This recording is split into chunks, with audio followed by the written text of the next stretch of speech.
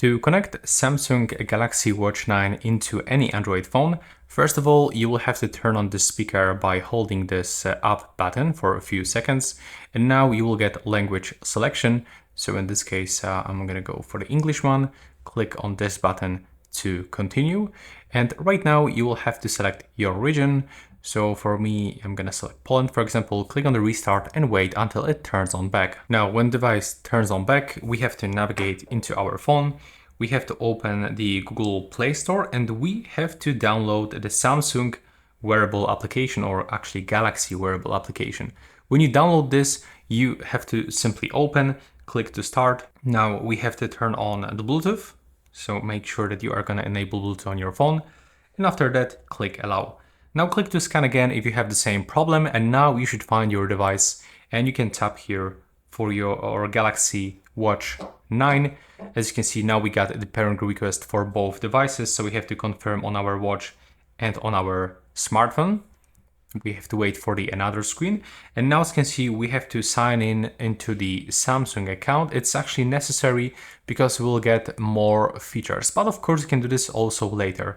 So this is up to your preferences. You can click to sign in right now. You will be redirected for the browser where you have to input the Samsung account details, or you can sign in with a Google account also. But for me, in this case, I would like to skip this one and I want to go forward. Right here, we have to accept this Samsung end user agreement. Also, we can enable this automatic updates for application and for watch. And now click continue. As you can see here, we have to grant all of those necessary permissions. So we have to click allow.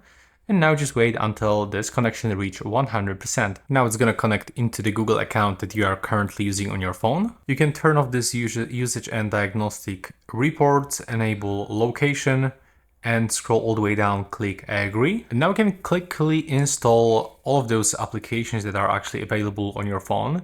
But you don't have to, you can also do this later. So that's up to your preferences.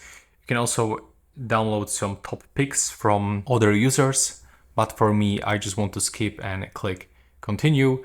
As you can see, now we can set up a smart switch in the Samsung cloud for quick backups. But if you don't care about backup on your watch, you can just click skip.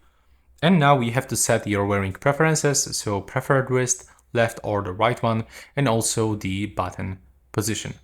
Now click next. And now we can also find some inside information about our sleep. So we can also click next, click next, click next, click next all the time. Now as you can see, I've got notification that I have to charge watch and the phone to at least 15% before adding a mobile plan.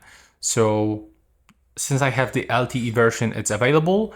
But if you don't have LTE, you will don't have the screen and you will just go forward into the finishing up screen. Now as you can see, we are successfully connected, and this is actually how you can do this on any Android smartphone.